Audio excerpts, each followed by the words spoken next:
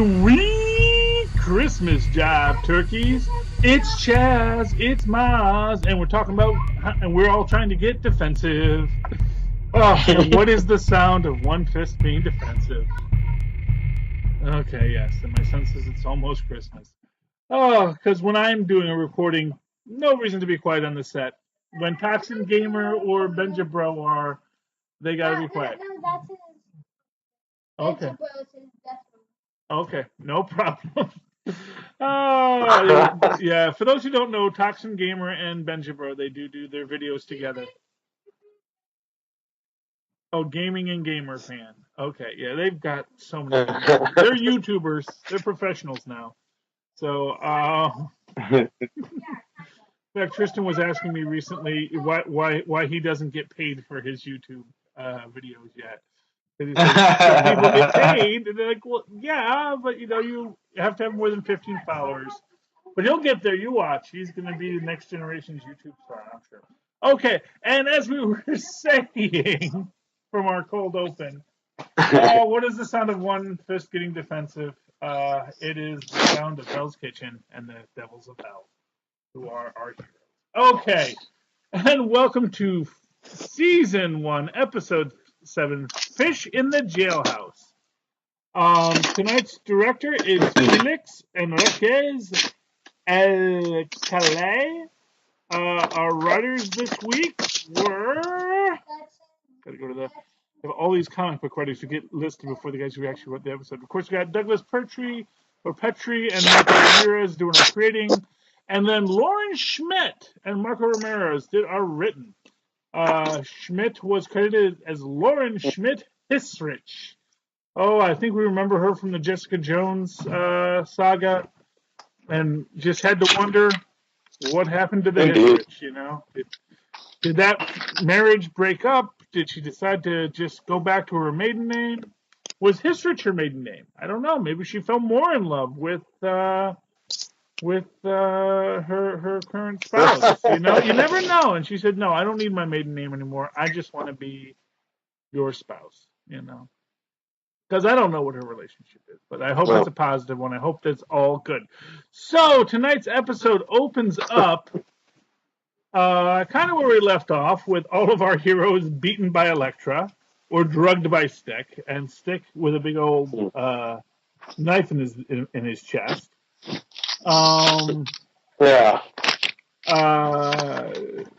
Finn Jones, the Iron Fist, has been captured, and then all of our heroes get captured by the NYPD.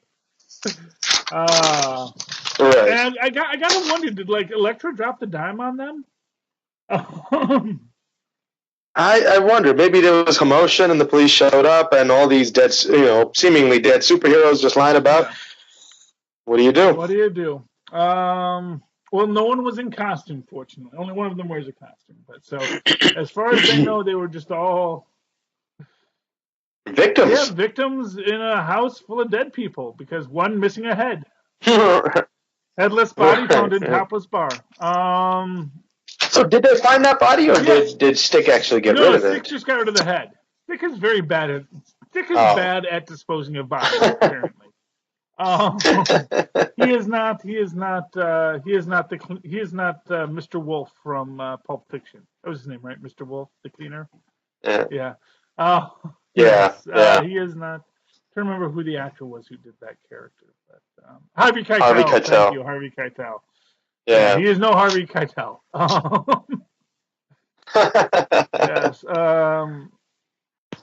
Anyway, but so Stick is dead, which honestly, I'm not going to mourn him. I didn't see that one coming. I am. I mean, yeah.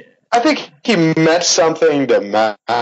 Well, I mean, and he was a good character. He was constantly the. You know what? I kind of feel about Stick the same way I feel about Alexandra, which is that they're people who are kind of forcing themselves onto people's lives and forcing everyone to see the world in their way. and never really considering what other people really want, need, or desire. And I think that's I think there's an interesting parallel here when we talk about the hand and the chaste. And the chaste have been wiped out, and now with the death of Styx, there are no more chaste.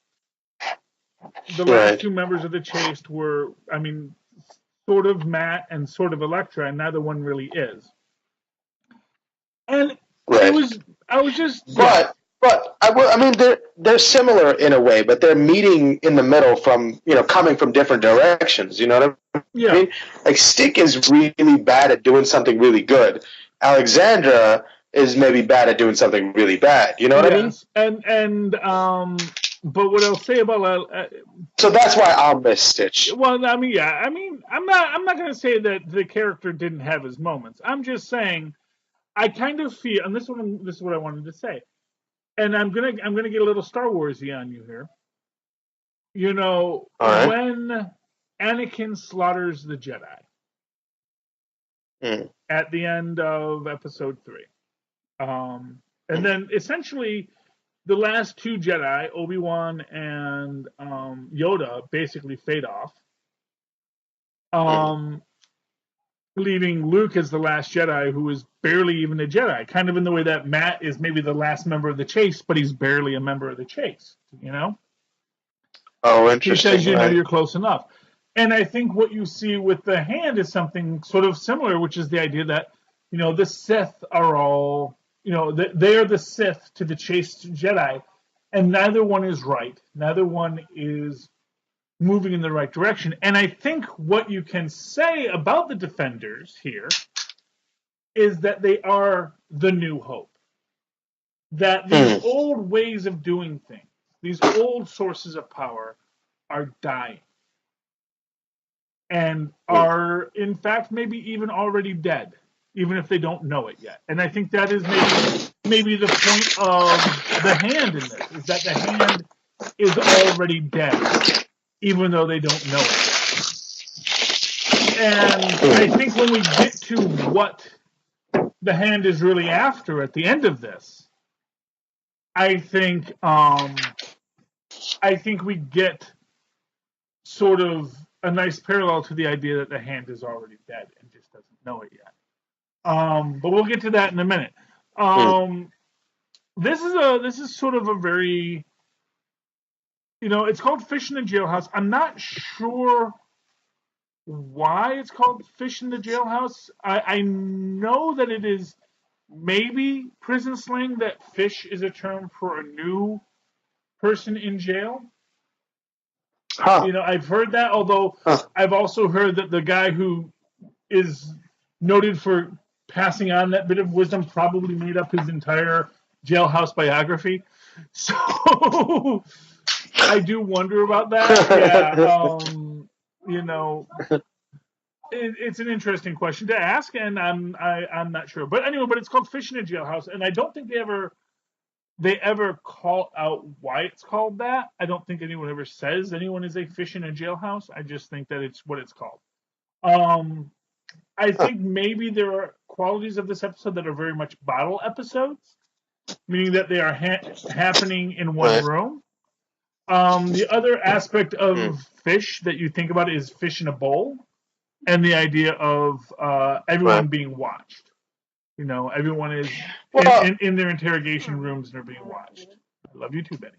I thought my brain almost went really, really, really literal on this one, and started thinking, what good is a jail cell? I keep it a fish; it could swim right through the bars. Oh, that's a neat. And for what it's worth, that is essentially what happens when the superheroes decide, okay, let's go. That's funny. Yeah, actually, no, it reminds me of an old Mr. T cartoon when you mentioned that. Because there was a great, I don't know if you ever watched the old Mr. T cartoon back in the day. That might be a little bit, that's probably a little bit before your time, because it's just barely my time. And so the plotline of that was Mr. T, and this is cartoon Mr. T. So he's actually kind of a superhuman Mr. T in general. He's like Baracus times 10. and Right. he is hanging. He is like the bodyguard of a group of young gymnastic Olympians who are traveling around the country solving crimes. They're like going from gymnastics meet to gymnastics meet in a bus with Mr. T as their bodyguard. And there comes an episode where Mr. T gets arrested for some reason. And there's like the little spunky kid, the little red haired, the little Danny Bonaducci kid, who says to Mr. T, "Why don't you just bust out of here?" He says, "What, you mean like this?" And he like bends open the bars of the jail cell he's in. He says, "Yeah, I could do that, but that wouldn't be right. I have to prove my own innocence in a legal matter." And he bends the bars back. It's just one of those great moments of cartoon logic when you're a kid. But in this case, Luke Cage does not bend the bars back. And when they decide to go, yes, I mean, metaphorically, he does, I guess. No, he leaves that hole right in the wall when he leaves. Well, right. Although, what I'll say about Luke Cage is he is just the most pragmatic member of the group. He is not he doesn't lie to the cops at all. They're called the Hand. They're a group of mobsters that are very dangerous, and we need to stop them. And it's like, you can't just stop them as a vigilante. It's like, dude, you ain't stopping them as the cops. So you're right. Not for nothing. Let's call a shelter have an entrenching tool here. Right. So they are. So we do have this scene, and everyone's in their moments in here. Each one has an interrogation scene. We open up with Jessica Jones, who of course is no stranger to interrogation scenes, and I think puts in the most resistance to everything. Yeah. Because I think she's also, because she's been in this situation so often, she probably knows the law pretty well not to get manipulated. So I think maybe that's an interesting aspect of everyone's take on everything. So Daredevil is a lawyer, meaning that he's always playing these things as, how can I manipulate the situation to keep my own secrets without selling my people, my team down the river. Jessica Jones just doesn't like authority. So it doesn't matter what you ask her, she's not going to give you anything. Luke Cage, he doesn't really want to be here. He wasn't even supposed to be here today. And so he's like, when you ask him what's going on, he's going to say, why am I not telling you what's going on? Why are you the enemy? You're the cops.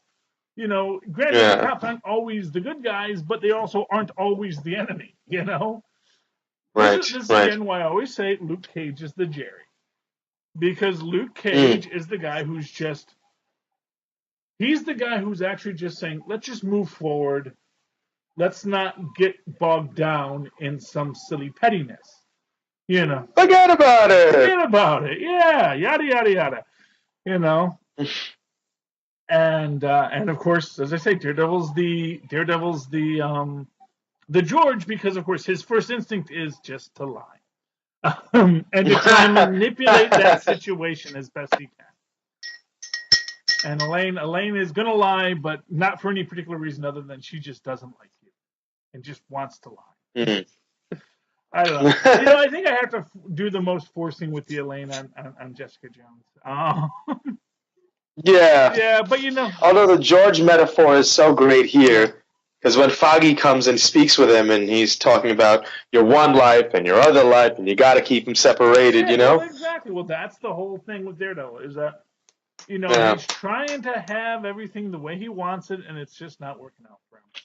And that's the story of Daredevil. And I think when we get to Daredevil season 3, that is something that we're going to be looking at, because I know that it's supposed to be based on the I forget which storyline it is. It's like, I think it's Daredevil Born Again, I think is what it's called. And because it opens up with Daredevil in the in the missionary or the mission and in Mexico and that. Right. Yeah, it's going to be interesting to see how we get to the Karen Page story in that, because that's where they really fridge Karen Page in that story. And I'm guessing they're just not going to fridge Karen Page in it. Fridging is a term in comic books, for those not aware, where you just basically do something horrible to a female character just to give emotional depth to the male character. And it references, I forget who. Spider-Man and. Marriage. Well, no, not Spider-Man and Mary Jane. No. The actual original term fridging refers to. There was, I'm forgetting which superhero it was. I want to say it was the Flash, but it might have been Green Lantern, where he like comes home and like the villain says, "I left a little something in the fridge for you," and he opens up the fridge and it's his girlfriend or his wife. Oh boy! Yeah, and that's been fridging, because basically they murder this female character just to give the male character an arc, and what they do to Karen Page, because Karen Page, of course, dates back to the original Daredevil. Then she sort of got written out of Daredevil, and then when they bring her back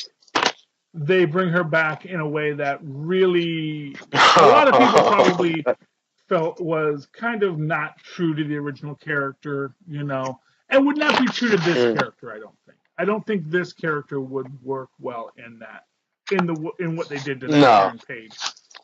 Audiences wouldn't stand for it. Yes. For those who don't know, she basically becomes a heroin-addicted prostitute in the original storyline. Oh. Yeah. Well, I think audiences would stand for that. You think they would stand for that, or they would not stand? Yeah, I think that they could deal with. Yeah. Well, I just don't know how you get there this quickly, because she's back in Luke Cage, so. She's still doing stuff, and I just don't. I don't see them doing that here. I think they may insert another character to be that kind of person for him there. Just some other broken bird to defend. Although, speaking of addiction, this has my favorite scene, which is when they're on the train. And Jessica sees the guy passed out with a six of beer, and she steals one of his beers. And you know what? As an alcoholic myself, I so identify with that moment. Because it is, you got no idea. I mean, if you're not an addict, you don't really know how hard it is to stay straight sometimes. And I saw her there. I can imagine how stressed she is. And she sees alcohol, and that's her drug. That is her drug of choice. Right. And, she knows what it looks like. She knows, for what it's worth, this is when George eats the donut out of the garbage. And Jerry tells him, you've crossed the line from man to hobo. This is sort of Jessica Jones's crossing the line into hobo territory, where she found a beer and she's just going to drink it because she just needs some alcohol. I could dig it. If you remember when Tom Hanks played Michael P. Keaton's drunk uncle in Family Ties, and he's wandering through the house looking for anything that has alcohol in it. That's addiction, man. But, for what it's worth, she's still a superhero and she still saves the day, so. Yeah. Maybe you shouldn't be so morally judgy. I don't know. She just needs a beer to get through the day, man.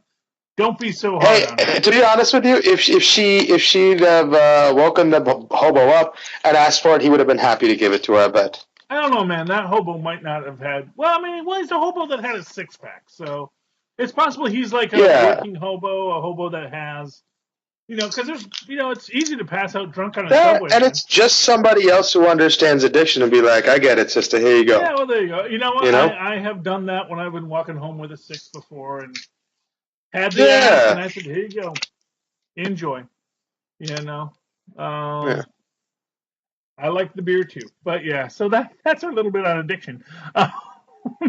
And they're going to Midland Circle because this is where... they think Danny is. This is and it is where Danny is, so it works out great that way. Right. And meanwhile, Elektra is taking Danny down to the big hole. Whatever's in the big hole. And we get the idea, and we find out that Danny didn't study very well. No. I mean, he was only there. He learned all of that kung fu in, what was it, like 5 years, 8 years, something like that. He was a kung fu major. He's aware. He probably took his language arts credits, but his major was kung fu. Right. He's basic. And what's funny is the other fingers of the hand staying topside while she goes into the hole with Danny, and then discussing, hey, Murakami's like, I can just go and kill her. And they're like, yeah, but she's just about to open the treasure chest. And then Bakuto's like, you know what? We can kill her afterwards. Oh, yeah. So, like, Because at the end of the day, there are 3 super ninjas, And but they're also like 3 little kids talking about the bully while the bully's not looking, Well, yeah. They're like, yeah, we're going to get him, And she's like, all right, play up there, play nice, and let me go do the real work. Well, I think at the end of the day, though, although I think, it's, I mean, that's one way to look at it. But like I said, I kind of see it as them going, you know what? We're still the hand, Alexandra got the drop put on her, but Alexandra was kind of, first off, Alexandra has been decompensating the whole series, if nothing else, we don't know if it was Gao or it was Alexandra that had the idea to bring in what's his name from Iron Fist? Give that guy immortality. It's implied it was Gao, but it also might have been Alexandra. Meacham, yeah. Harold Meacham, yeah. Using our precious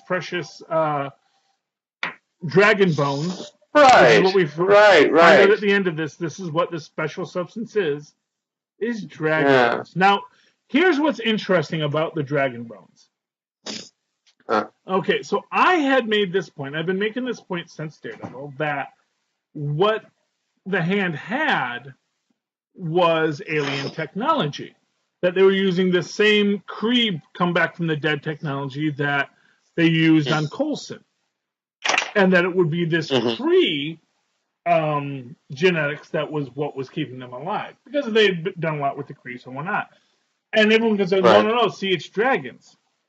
But actually, as it turns out, in the Marvel Universe, dragons are actually space aliens.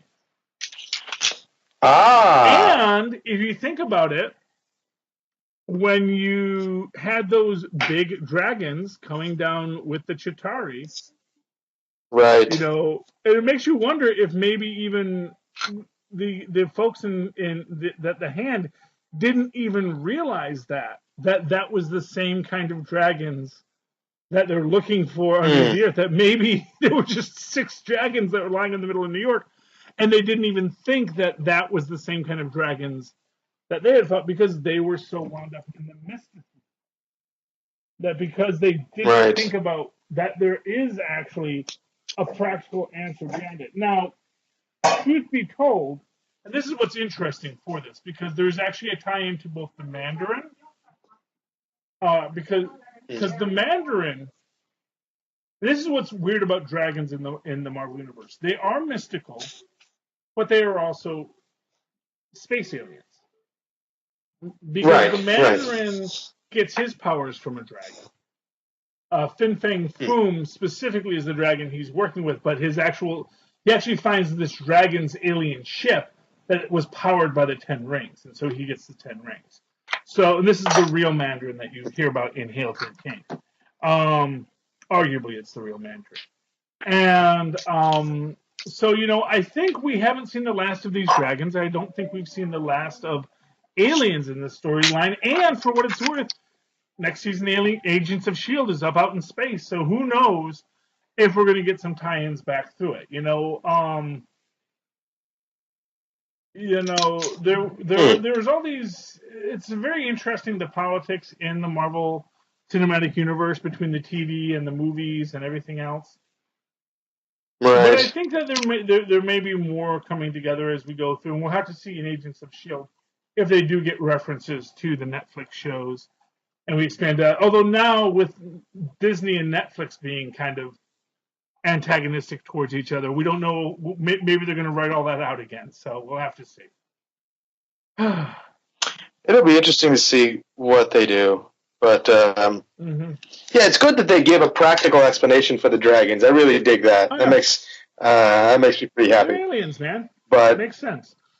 Yeah, I wish there would be a better explanation for Doctor Strange, because that movie was pretty cool, but it totally relies on stuff that you can't really speak about in any sort of scientific terms, you know? Well, actually, that's not entirely true. There is there's an interesting theory within quantum physics, which goes to the uncertainty principle, which is the question of where does uncertainty lie.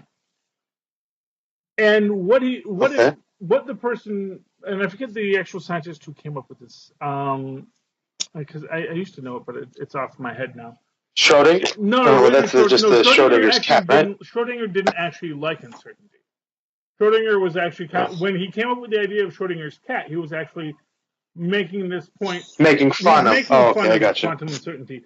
Although it is actually similar in that idea, because what Schrodinger's point was that the cat knows if it's alive or dead. The cat is not going to be both alive and dead, right? Because you don't know that the whether or not the isotope has decayed. Cat is alive or dead. Yes, but the point is that if you actually ask, well, where does the quantum uncertainty lie? And it comes down to this idea that, that once you measure it, you define it. But before you define it, it has an infinite number of possibilities. Right. So it is that action of definition, and it's that action of observation. Right. And so the idea is that if observation creates reality, then having the right mental awareness of the quantum universe can alter the quantum reality of the universe. This is the basic science behind magic. I see. Wait, because the way I understood it is it this, like, talking about measuring an electron in orbit around a nucleus? You know, it's not ever in any fixed position. It could be in any one of these places, but because it's moving so fast, our limited capacity to try to measure where it is would require it to be in a certain point at a certain time, because that's how we exist from moment to moment. How we perceive time causes us to have to define that in a certain way, in a certain position, which is in a way that we're defining a pocket of time that it wouldn't be in that spot any longer. So that's how I understand it. Is that not exactly. Okay. And that is essentially what you're describing is the Einsteinian or Newtonian view of it, which is that this idea that it's not that it doesn't have defined properties, it's just that we don't know them. But it has a defined property, and we just... What are you going to tell me? Okay. Boys, be nice. Just put on a cartoon, okay? Okay. No horror movies right now, Tress. Yes. We can watch Kong of Skull Island tomorrow or on the weekend. Kong of Skull Island just came on HBO. Tristan's very happy. It's one of his favorite films. Anyway, is it as fun making the rules as you know you would think from your kid's perspective right now? You know, like you just get to like okay, no, we're doing this year and this year. Is that fun? Not at all. To do? It is actually. Honestly, heavy is the head that wears the crown. You never realize that until you actually have to tell someone to shut up and be quiet because you're doing a podcast.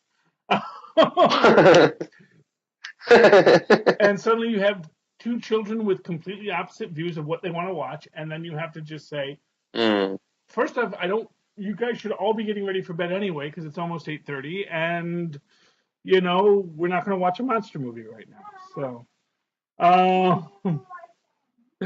Anyway, but no, so that's the Einsteinian view of quantum uncertainty. But what they have come to understand in a different understanding is that actually it doesn't have defined properties before it's measured. And this is where the particle wave idea comes into okay. Yeah, I see what you're saying. It actually is a wave until it's measured as a particle, and then it becomes a particle. That once you do something to define it as a particle, then it becomes a particle. And if you do, but that's not how it actually exists. Well, as far as we know, it's an interaction between different fields, right? Yeah, exactly. That's causing this spark. That's what we're measuring as a particle. Yeah, basically before it's measured, its existence is not defined because it is that action to measure it that puts it into a defined existence. And then it's only in that existence for that microsecond, and then it returns to its field status. It goes back to being a wave. Because you can, and this is basically what they found is that if you measure an electron as a wave, it stays a wave.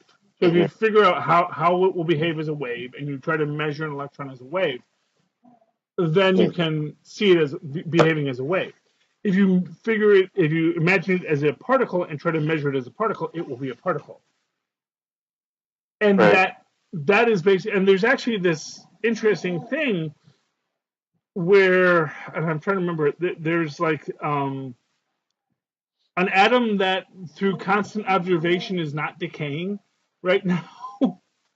And I only know a half bit of it, but I heard it on NPR, so I'm actually assuming this is a real thing. It was on I think it was on Radio where they were discussing this idea, and that basically you can't watch an atom decay, and it's sort of the quantum mechanical version of a watched pot never boiling, and the idea that because they're observing this, because they're observing these atoms, they are not decaying. Because they're keeping them in a state of measurement, and so they can't decay because they're in the state of measurement. So this is how magic theoretically works. Interesting. But then again, there's a lot of pop psychology and the secret going into this as well. Right. I mean, we can't expect like comic backstory to be too heavy, on the science. But the idea is that any sufficiently advanced science looks like magic, and any significantly advanced magic usually is scientific in its structure, meaning that magic still has rules, and you don't get one without giving into another. Right. It's a very interesting storyline going on in the current Doctor Strange comic, where Loki is now the Sorcerer Supreme of Earth. And he's making this deal with all the sorcerers that he's going to take all the... What was actually something that was... I don't know if they created it, but in Mage the Ascension, which is a White Wolf game, they came up with this idea called paradox, which means that when you do magic, you sometimes have sort of a paradox backlash. Which means that you're going to have something bad happen to you because you've, tampered with the structure of reality. Offset the system, like acid reflux. Well, yeah, not dissimilar, And so, and in the current Marvel comics, they're exploring this idea that basically you have to deal with, every time you do magic, there's a cost to that magic. And, and basically you deal with this cost in a number of ways. One of which is, drowning bunnies. There's this whole thing with like Monaco, the Prince of Magic, who was a character in like the 1940s, and he was like a stage magician, but he also did real magic. And they made him sort of this thing like, you have to pay the tab every time you make magic. And they sort of say that, he basically had all these bunnies that he would murder as his blood sacrifice so that he could do magic. But you have to give something for magic because magic isn't free. And what Loki is doing is saying, I'm going to take all your paradox because I'm an Asgardian and I can withstand your paradox. And so I'm giving you basically free magic. Free magic for a price, of course. Because he is sort of... But that just seems like buying something with stolen money, though. If you're just drowning rabbits who you have no connection to, then you're just essentially stealing the cachet of the bunnies and using it to pay your debt. Yeah, but you shouldn't be able to pay for magic with things that don't matter to you. You know what, Mozz? I think there's a lot of criminals out there who will tell you that no, stolen money spends just fine. you can buy a Maserati with stolen money very easy. There's a lot of people on Wall Street right now that'll tell you that. Yep.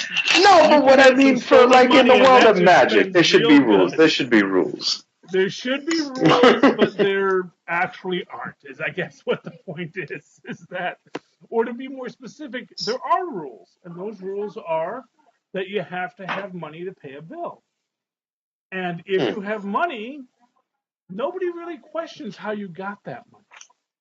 So, man, what does that say about the rest of the world if it's such a cold, dark place? It's a cold, dark place in which the world is. I mean, I'm sorry, Mozz. I'm sorry if this comes as news. I'm just coming at this from the perspective of somebody living in that superhero world. What would they think to know that but in that sense, if that's the case, then on a broader perspective, looking at the whole superhero world. Superheroes are just stopping people from getting ahead. Well, in some arguments, that is the exact case, and every supervillain does hold that as their standing. That it's the superheroes just keeping you down. That you'd be so much better off if not for all these superheroes saying, "Don't steal stuff." Yeah, you think that's an intentional thing that they sort of, or maybe unintentionally, but like. Don't they have to view the world that way if that magic can be paid by means other than what's important to you? I mean, and for what it's worth, let me just say this: that this is a relatively new plot line. You first got this actually in the Fantastic Four, because this was when, and it was actually called the FF because it was the Future Foundation book by Allred. And he was the guy who first brought back Monaco, the Prince of Magic, and he makes this point. And we're in a deep dive here, totally off the movie here. But he makes the point in it that everyone is telling him that Dr. Doom is some great, great master sorcerer. And he's looking at what Dr. Doom is doing. He says, Dr. Doom's not a master sorcerer. To do real magic, you have to give a bit of your soul, and he's too narcissistic to ever give up a bit of his soul to actually do real magic. This is all parlor tricks. I can walk past this stuff in my sleep. And then when they did the recent Doctor Strange Death of Magic storyline, they brought back Monaco and basically had him again saying this again, that magic has these costs. And for what it's worth, every time he drowned one of those rabbits, it haunted him. In fact, the other sorcerers are like, poor guy. That's sort of what the other sorcerers are saying to him. It's like, oh, don't tell us about the time you drowned the rabbits again, Monaco. Yeah. But he's making this point that there is a cost to the magic. And this idea that there is this cost that you have to sacrifice. So for Monaco, it wasn't just that he's killing the rabbits. It's and let me give you this idea. It is a bit of his soul, because people that are committing these blood sacrifices are giving up a bit of their soul. It's a question of, do you feel the guilt as you give up the soul, because that's how you maintain your soul. Whereas black magicians will kill, but it's because they've already given all of their soul away. And so they don't care, but they use their soul, but not in the way that they think. They are thinking that they're murdering these rabbits or these people to gain this power, but actually it is themselves that they have sacrificed. And they've given themselves fully over to the dark side, and that is how they've gained their power. Oh, I like that. That's yes. And for what it's worth, have you seen Stranger Things yet? Oh man, yes. You saw season 2? Mm-hmm. And doesn't 8 seem like the Emperor when she's telling 11 how to use the powers, like, find the darkness, find they. I cannot wait for season 3 because I know that the Star Wars reference is going to come back. So anyway. Oh man. Yes. Back to Fish in a Jailhouse. So Colleen Wing basically steals all the plastique and leaves. Yeah. And, which I think is a great bit there because, of course, they're all worried about the superheroes running away. And when the superheroes run away, they go, wait, what happened to that chick with the sword? Yeah, yeah. And of course, she's at Midland Circle as well, and she's ready to blow up the place because she's got the plans from the architect of where to put the C4, which actually is a problem next episode, which we'll talk about next episode. Fair enough. Yes, but we'll get to that next episode because right now we just agreed that we're going to blow up Midland Circle and we're going to try and get Danny out. Because if we can't get Danny out, better that we bury whatever's underneath here so that the hand can't get it. Yeah. Well, I mean, it seems to make sense. But I'm always surprised by how quickly Matt Murdock's mind is made up here. Yeah, okay, that sounds like a good idea. Let's blow the whole thing up. Anybody argue? No? Good. Well, because he came to the idea that there's no one in here. Oh, and for what it's we're completely glossing over the great fight between the Defenders and the Hand. Oh, yeah. So we really get to see this chi power really being thrown around. Yeah, half the fight, Gao fought with one hand. Oh, yeah, well, because Gao, that's how Gao fights, man. Gao is just totally the chi master, you know? Yeah, I mean, Gao really is probably the strongest of them all, you know? Probably, for sure. And we've been seeing that since she first showed up in Daredevil, where she would use that chi punch because she uses that chi punch, and you know it's an interesting take that you know it is like the Iron Fist, and you know, and I think that's what's great about it is that she doesn't need to be this strapping young man. She is all the more powerful because she kills with a thought. You know, she can push it out there, and I do wonder if maybe, you know, that's why she's older than all the others, because she uses her chi in such a direct way. You know, maybe that's why she looks the oldest. She burns through her so much. Oh, interesting, because she's always paying a cost. Yes, exactly, because there's always a cost. You got to drown those bunnies. And Elektra very, very smartly tricks Danny into opening the vessel. And the worst part is he said, "I know what you're trying to do." Yeah. And then 5 minutes later, you know, it's like, come on, dude, you just said, you know, I saw your bishop eyeing my queen, you know? I know, but he's not that bright. Because at the end of the day, that's the point, is that people manipulate, you know, that he gets defeated because even though he knows what she's trying to do, he's still going to do it. You know? That's what it is. Yeah. He's still going to do it. You know, he can see what you're trying to do. He knows how you're manipulating him. And he's just going to do it anyway because you're manipulating him. He knows what you're doing. You're manipulating him. So he's going to... Oh, what are you going to do? Well... But that's showbiz, man. So we finally get a look at what was underneath the whole thing. And it's dragon bones. The nice shot of that alien dragon bone. Supposedly, maybe alien dragon bones. Well, what else is a dragon but, you know, a big alien, you know? Like I said, we saw tons of these dragons coming down through a portal in the sky in Avengers, you know? And it's just this idea that what makes you think these are any different, you know? And maybe they're a different species, but yeah, it's like, you know, we know that there are gigantic dragons out there in the universe that aren't particularly magic, but also wander between dimensions, which we saw in Guardians of the Galaxy, you know? There's all this, there's all these things that what we think of as magic, you know, other people just see as part of the day. Okay, so that has been the penultimate episode of Don't Get Defensive. Yes, we're going to start the Punisher. We've got to think of a name for the Punisher podcast soon. But we have one more episode of Don't Get Defensive before then. In the meantime, Mozz, if people would like to find you and talk to you about defensiveness, how can they do so? They can reach out to me via email at mozzmanzor@gmail.com or find me on Facebook under Mozz Manzor.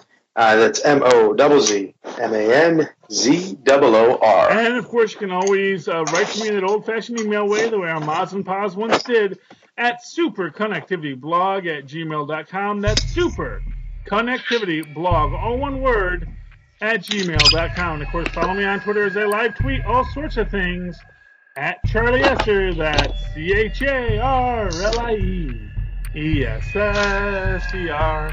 Look for the 2 E's right there in the middle for the quality. Oh, ladies and gentlemen, as we walk down this lonely street, Hell's Kitchen, past Midland Circle, towards whatever infinite abyss may await us, always remember, the best offense is a good defense. Don't get defensive. Good night.